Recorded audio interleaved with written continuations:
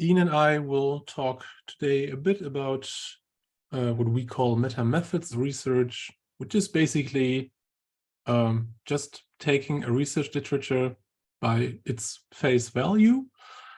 And we're interested in understanding the potential contributions of literature to knowledge by looking at sort of coherence, by looking at how certain literatures arrive at gold standards, or maybe they don't, by sort of considering how well researchers seem to agree how to best operationalize or measure constructs of interest. And we think that this is an interesting, relatively novel technique to supplement other means of research synthesis, such as systematic reviews and meta-analyses.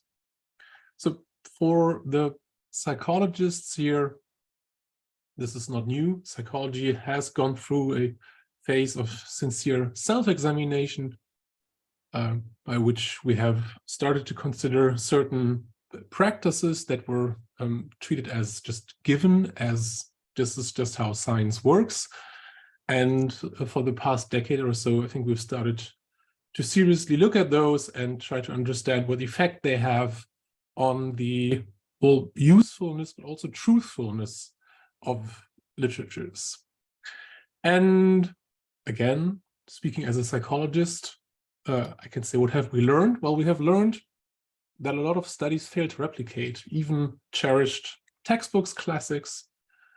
We have learned that there is a highly prevalent use of what is called questionable research practices, or p-hacking, basically anything that people use to sort of be able to claim that they discovered something, any signal, that they confirmed a hypothesis, that they found an effect of a certain size, when in truth it might not be there, or it might not be that large.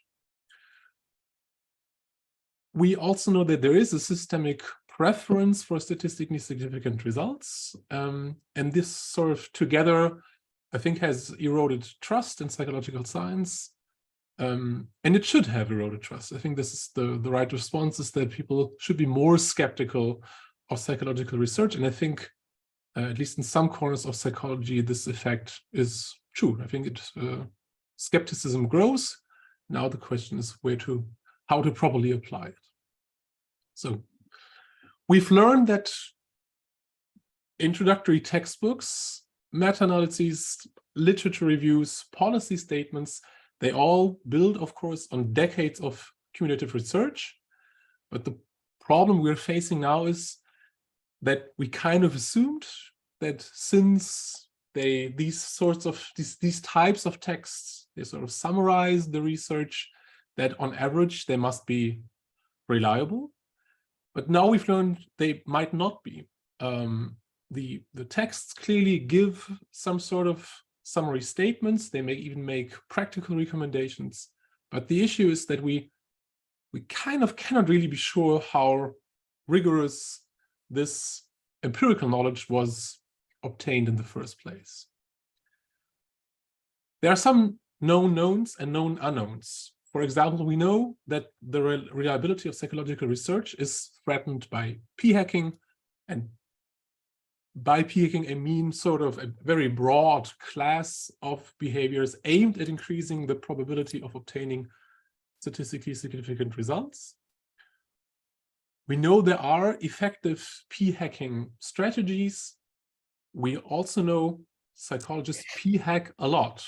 Like, this is not something that happens in some corners of psychology. If you ask social scientists how often or have they ever used one of these methods, a large number will say yes. So they are effective and they are relatively prevalent.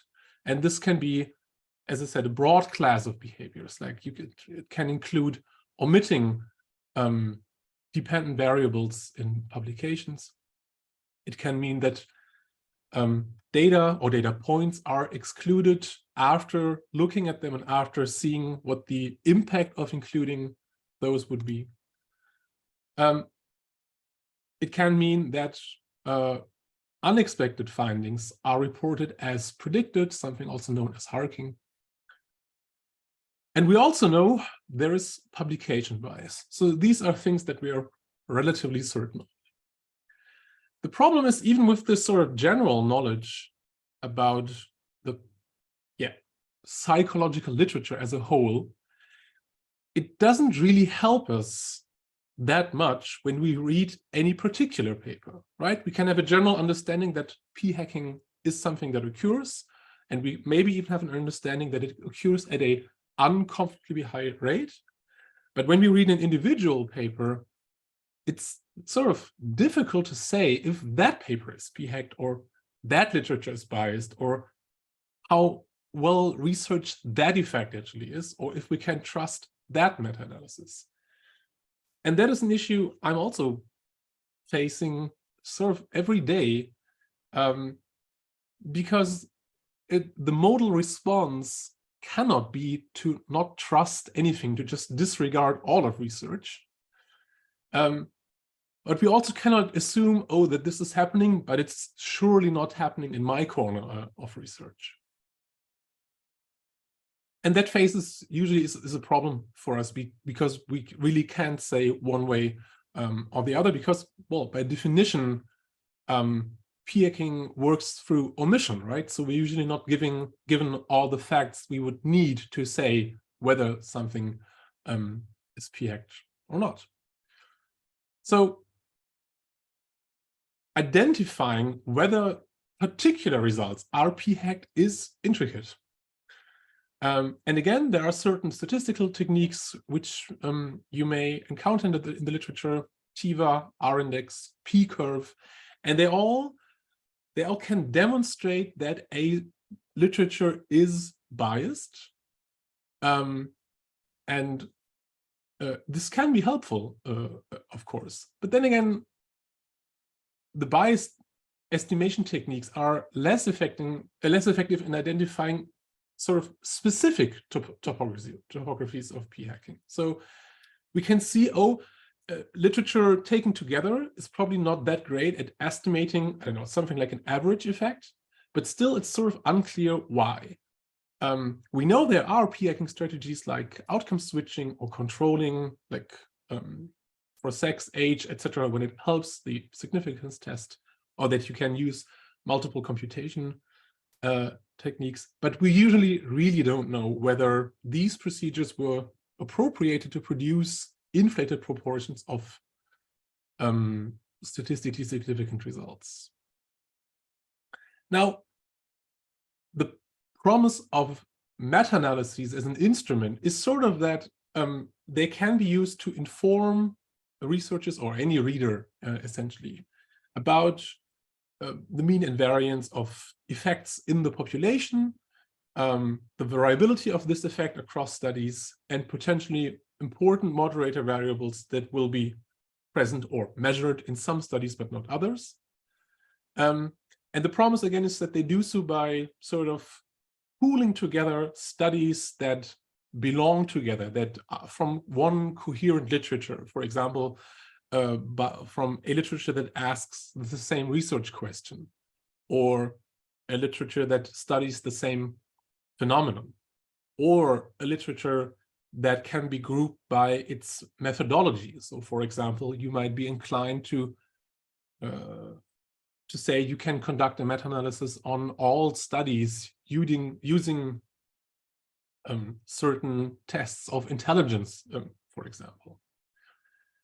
And meta-analyses usually work like this. You define a set of criteria that studies need to fulfill in order for them to be considered for the meta-analysis itself.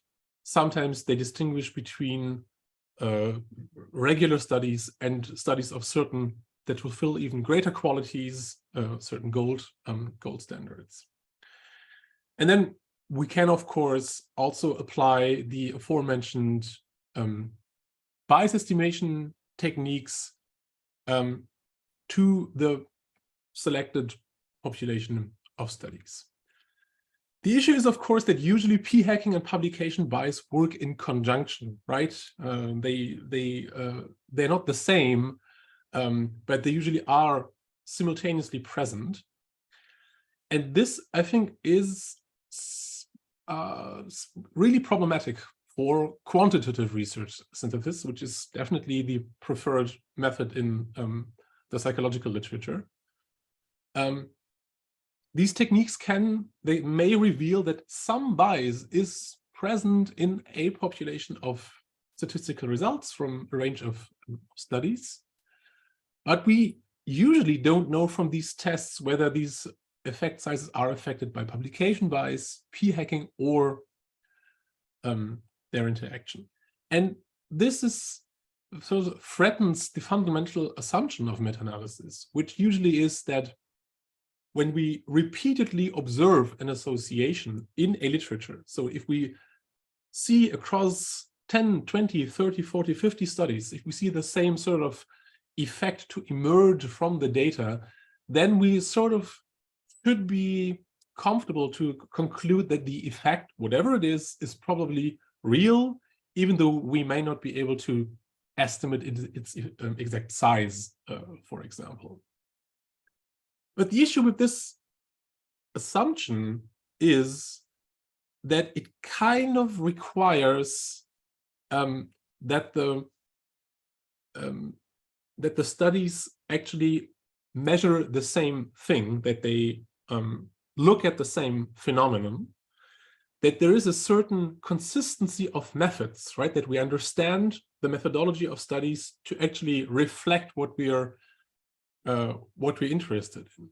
So in a way, this probability of a real association across studies, even if we observe it, kind of requires that the methodology in those studies has to fulfill some level of consistency.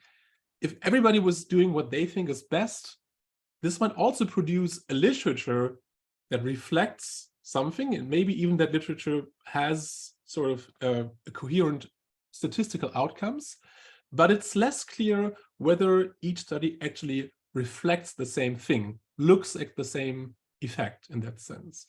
And this consistency of methods can be, well, it can be important in any step of the empirical cycle, which is data collection, measurement, transformation, computation, reporting, and others. So in other words, the more the consistency of evidence in a given field depends on flexibility in methods and measures, the more the probability of a real association approaches zero. So if studies in a defined literature are only able to produce consistent results because there is flexibility on the method side, the more we should question whether that consistency has any meaning that we can interpret. So this is the traditional meta-analysis. Basically, it looks at this, right? It retrieves outcomes, reported outcomes from individual study reports. Usually, those are statistical outcomes, effect sizes, test parameters, means, standard deviations. But this is usually what the traditional meta-analysis does. And the meta-method analysis sort of looks at how the sausage is made, right? So it looks at the methodology that is used to produce these outcomes. And this can be statistical techniques, but it can also be measurement and recruitment and other aspects of empirical research. And we think this is an interesting idea to support traditional meta-analysis in the sense that it puts the meta-analytic effect size estimates into a relevant context. So meta-method analysis examines protocols or manualization of research. So basically how much research follows guidelines or handbooks or any sort of agreed upon procedures used in those studies. And these are important properties of empirical research because they reflect something else, right? I mean, they make studies comparable. And that's useful, right? If we know two studies did the same thing, we can be pretty sure that they also sort of looked at the same phenomenon.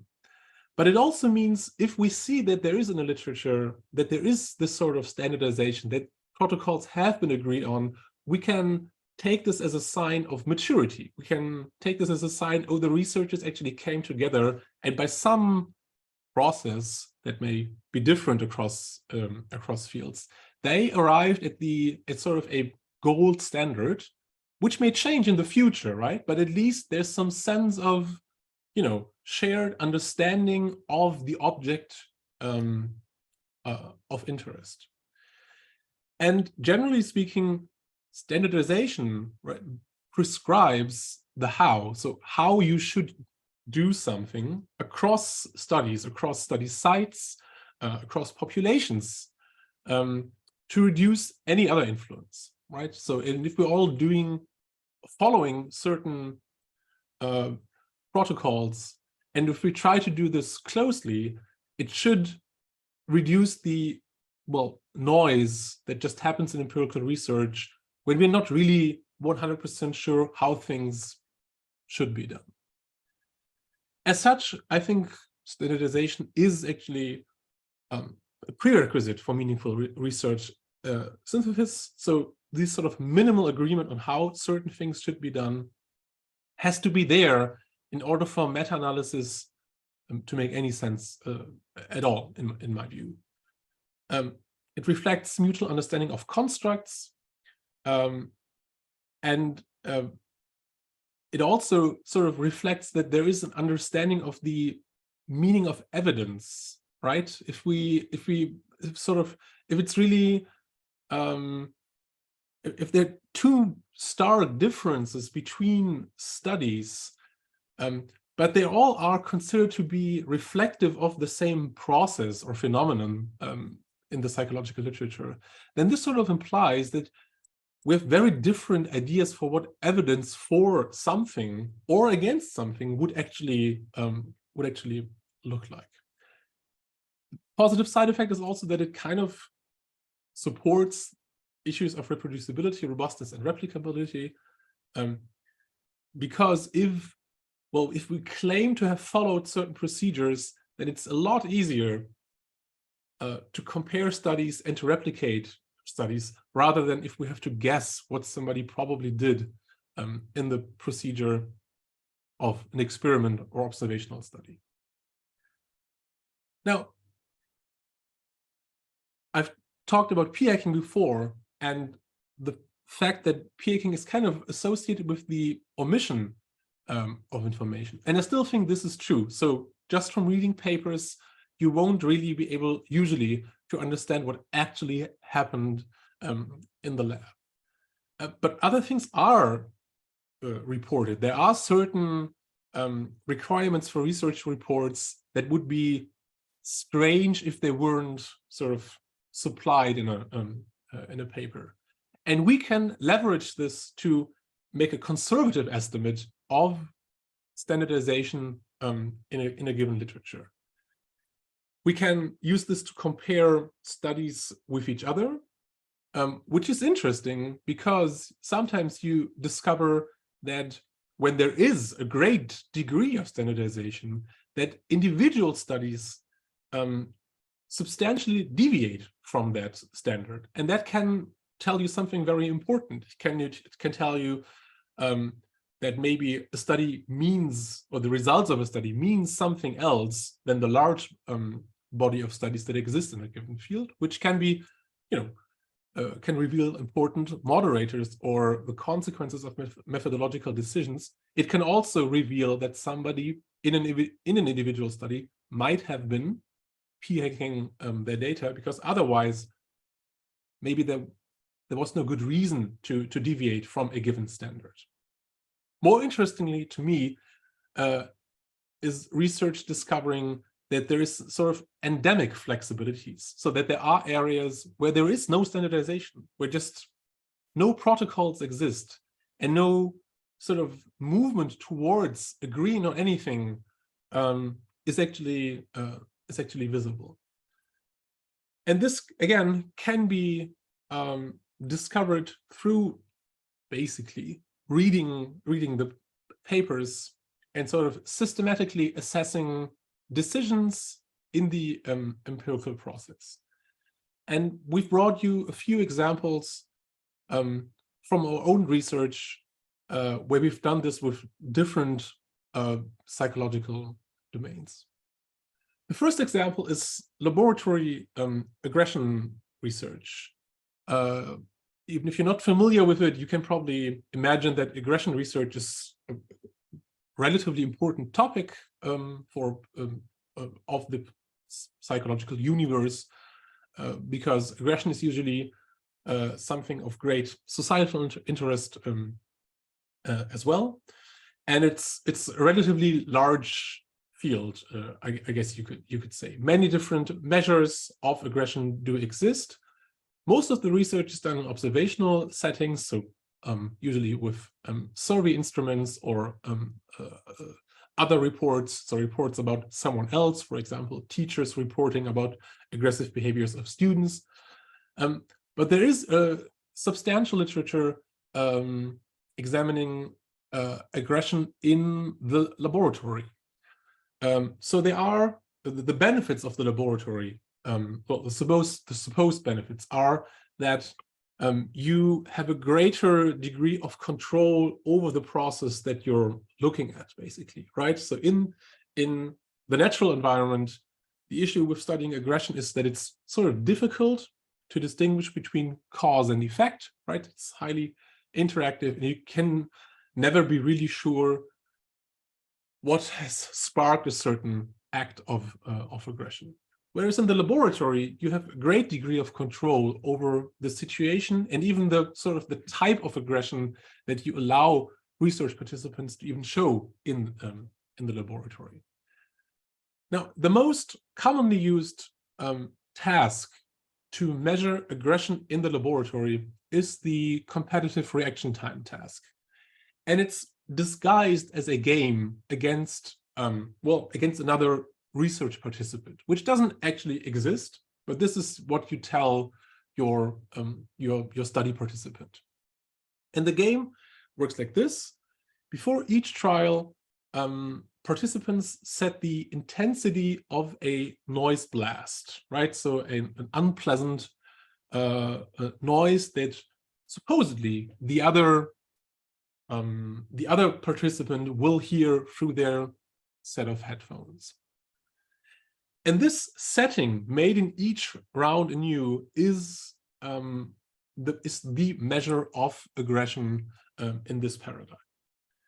The opponent will hear this noise blast in case they lose, but also vice versa, right? So if the participant who you're instructing or explaining this to loses a round, they will hear the noise blast with a setting made by their opponent, which doesn't exist. So it's actually pre-programmed in the sort of algorithm of the game.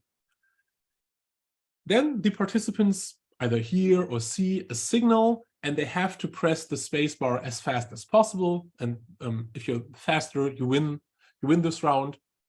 And your opponent hears a noise blast. If you're slower, you lose this round, and you hear a noise blast with the settings made by your opponents.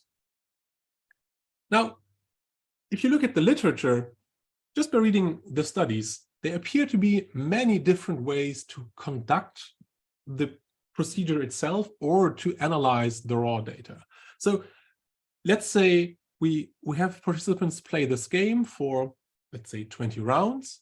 So we have 20 observations of aggression, which are these settings they make at the beginning of each round. And an obvious choice would be to say, oh, okay, so I have 20 observations of aggression. Let's say I compute the average for each person so that I have an index of aggression reflected by one score that consists of 20 observations. So let's say mean volume. But then consider that there's also an interactive element to this game, right? So when you lose a round, you're punished with a noise blast set by your opponent.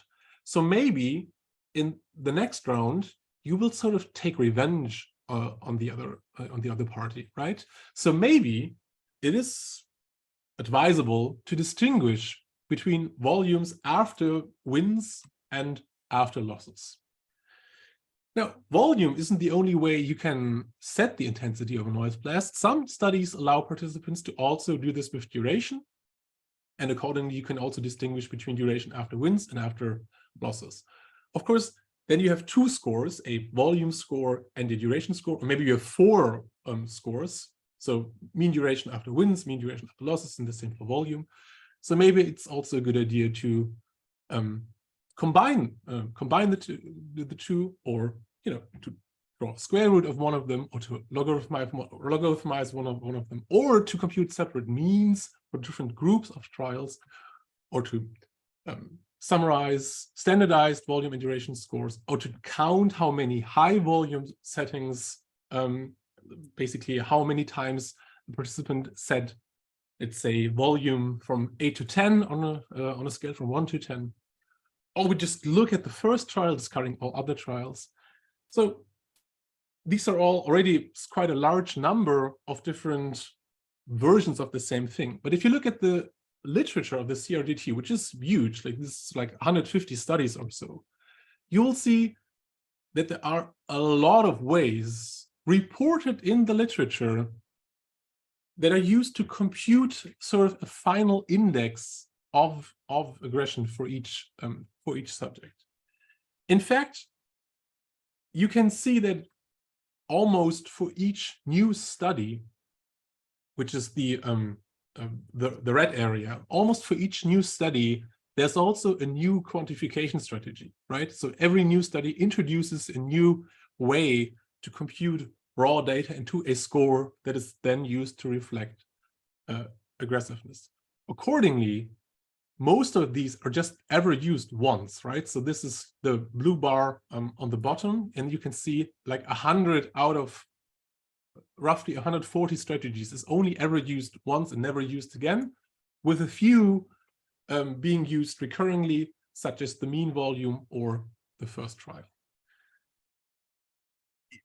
Some studies, as I mentioned before, some studies distinguish between, let's say, wins and losses, but actually there are studies that report up to 10 different quantification strategies in the same paper.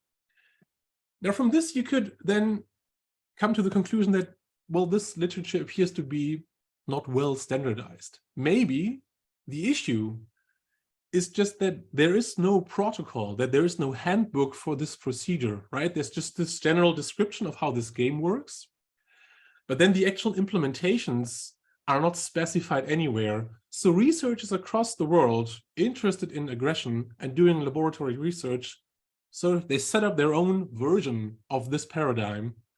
And because they have really no good documentation to follow, they just do whatever seems best to them. And this produces heterogeneity across research.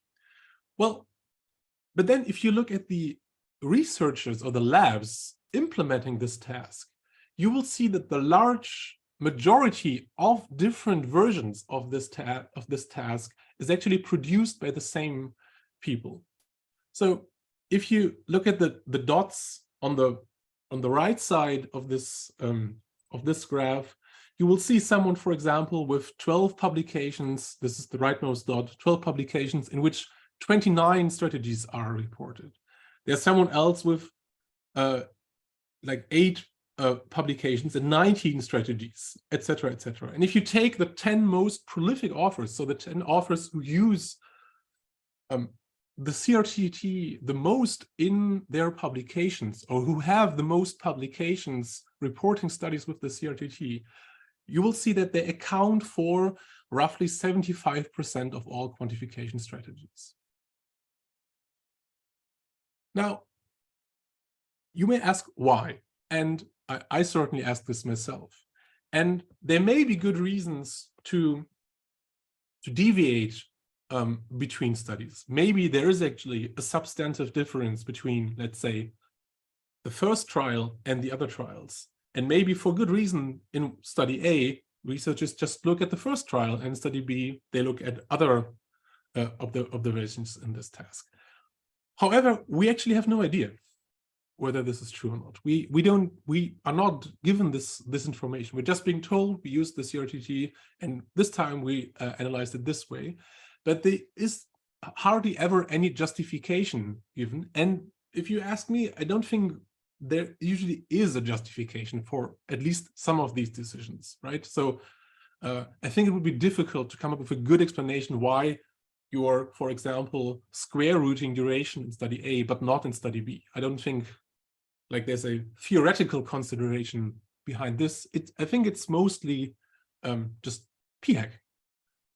Now, the CRTT is being used in many research areas. Like you can probably laugh at the silliness of the design overall, right? So maybe there's just not any validity whatsoever, regardless how you analyze the data. And that's probably true. But it is used in many areas, and there are recommendations based on this research. So like there are studies that conclude that certain prescription drugs reduce hostility based on observations made with the CRTT, or that aggression is increased through certain, let's say, alcohol or drugs, or that certain treatments in patients showing aggressive symptoms are more or less effective. Now, given what I just presented about the lack of coherence in that literature, I think it's remarkable that how the findings are communicated both within research and to the general public. So, for example, you will see there is a study where in an RCT, subjects are randomly given different parts of the Bible. Some parts contain acts of violence and some parts don't.